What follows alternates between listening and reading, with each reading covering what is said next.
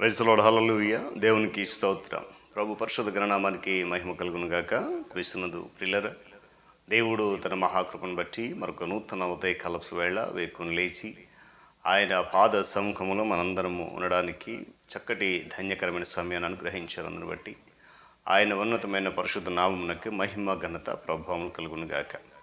క్రీస్తునందు ప్రియులైన దైవజనులు, స్నేహితులు, విశ్వాసులు, సహోదరులు ఈ కార్యక్రమాన్ని వీక్షిస్తున్న ప్రియ దేవుని బిడ్డలందరికీ యేసుక్రీస్తు వారి శ్రేష్టమైన నామంలో ఉదయకాలపు శుభములు మరియు వందనాలు తెలియజేస్తాను. మీరంతా బాగున్నారు కదండి, చాలా సంతోషం. రండి, ఈ దినం కూడా మిమ్మల్ని ప్రేమతో ఆహ్వానిస్తున్నాను. అనుదిన అభివృద్ధి ఉదయకాలపు ధ్యానాలైనటువంటి ఈ ఆధ్యాత్మిక కార్యక్రమంలో నాతో పాటు పాలిబాక్సులై వాక్యాన్ని ధ్యానించి దైవాశీర్వాదాలు పొందండి. మీ దగ్గర బైబిల్స్ ఉన్నాయా? తెరిచి చూడండి. లేని పక్షాన చదివే మాట విని గ్రహించి వాక్య ధ్యానంలో పాలిబాక్సులు కమ్మని మనవి చేస్తూ నేటి దిన ధ్యాన వాక్యంగా ఆమోసు గ్రంథము 3వ అధ్యాయము 7వ వచనాన్ని చదువుతూ ఉన్నాను. తన సేవకులైన ప్రవక్తలకు తాను సంకల్పించిన దానిని బయలుపరచకుండా ప్రభువైన యెహోవా ఏమీయూ చేయడు. దేవుడు తన పరిశుద్ధ లేఖన మాటను మన కొరకు దీవించునుగాక. తలలోంచి కన్ను మూసుకునండి, ప్రార్థన చేద్దాం. ప్రేమగలిగిన తండ్రి, మహోన్నతుడ, మనోహరుడ, సర్వాధికారి, సర్వశక్తి మంత్ర స్తోత్రాలు. తిరిగి మనకు నూతన ఉదయకాల సమయంలో వేయకున్నట్టు రీతిగా నీ పాద సముఖములో మేము ఉండి మీ నామాన్ని గణపరచడానికి, ఆరాధించడానికి మీరు ఇచ్చినటువంటి ధన్యకరమైన సమయాన్ని బట్టి స్తోత్రాలు. నీ కృప, నీ కాపుదని ఉన్నతమైనటువంటి రెక్కల చాటున ఆశ్రయం మాకు ఇచ్చి ఈ ఆధ్యాత్మిక కార్యక్రమం అనుదినము నీ యొక్క రెక్కల చాటున క్షేమకరంగా ఆత్మీయంగా బలపరచడం నడిపిస్తుంది. వందనాలు. ఈ దినం కూడా నడిపించమని బలపరచము యేసు నామమున అడుగుతున్నాను తండ్రి, ఆమేన్. చాలా సంతోషం పిల్లరా. చదవనటువంటి మాటలు కొన్ని విషయాలు, శ్రేష్టమైనటువంటి అమూల్యమైన విషయాలు మనము ఈరోజు నేర్చుకుందాం. గత దినాన దేవుని రహస్యం లేక దైవ రహస్యం తెలుసుకోవడం ఎట్లు అనేటువంటి అంశాన్ని ప్రారంభించాం. దేవుడు ఆ యొక్క దానియేలు ఏ విధంగా తెలుసుకున్నాడు దైవ రహస్యాలను, లేక మరుగైన మన్మాను ఏ విధంగా తెలుసుకున్నాడు అనే విషయాన్ని, కొన్ని విషయాలు జ్ఞాపకం చేసుకు ఈరోజు ఎవరెవరికి దేవుడు తన రహస్యాలను బయలుపరుచుచున్నాడు అనేది మనము ఈరోజు నుండి కొన్ని రోజులు ధ్యానం చేద్దాం. ఇక్కడ మొదటిగా తన సేవకులైన ప్రవక్తలకు అనే మాట ఉపయోగించబడింది. అసలు ప్రవక్తలు ఎవరండి? తమ హృదయాలను దేవుని హృదయముతో ఏకము చేసి దేవుడు బయలుపరచు వాటిని మాత్రము పలుకువారే ప్రవక్తలు. వారు దేవుని సన్నిధానములు ఎక్కువ సమయం కనిపెట్టి మరుగైనటువంటి మర్మాలు తెలుసుకోవడానికి తమ హృదయాలను దేవుని వైపు తిప్పుతూ ఉన్నారు. వారు దేవునితో నడిచేవారు, దేవుని స్వరము వినుటి అందు ఆసక్తి కలిగిన వారుగా ఉన్నారు. దేవుని స్తోత్రం చెప్పండి, హల్లెలూయా. చూడండి, ప్రభు కనుదృష్టి తన సేవకులైన ప్రవక్తల మీద ఉంది. ఆయన మనఃపూర్వకంగా రహస్యాలను వారికి తెలియజేస్తూ ఉంటున్నాడు. మరుగైన సంగతులను బయలుపరుస్తూ ఉన్నాడు.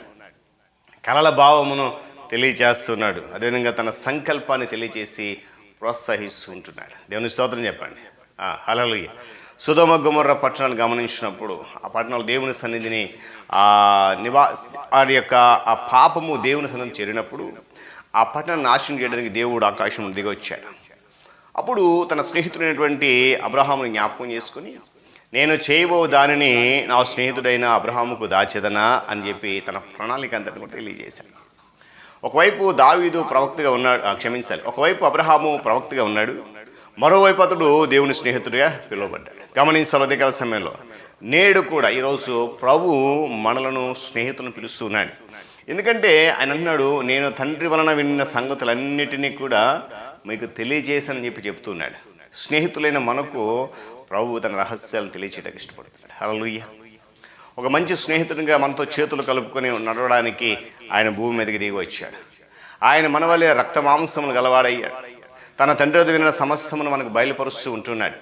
అంటే పూర్వ సమయంలో నానా విధాలుగా ప్రవక్తల ద్వారా మన పితరులతో మాట్లాడిన దేవుడు ఈ దినాల్లో అంతమందు కుమారుడైన క్రీస్తు ద్వారా మనతో మాట్లాడుతున్నాడు. హల్లెలూయా. ప్రజలతో మాట్లాడినప్పుడు ఉపవాద రీతిగా మాట్లాడాడు. ఆయన మాటలు మరుగు మాటలుగా ఉన్నాయి.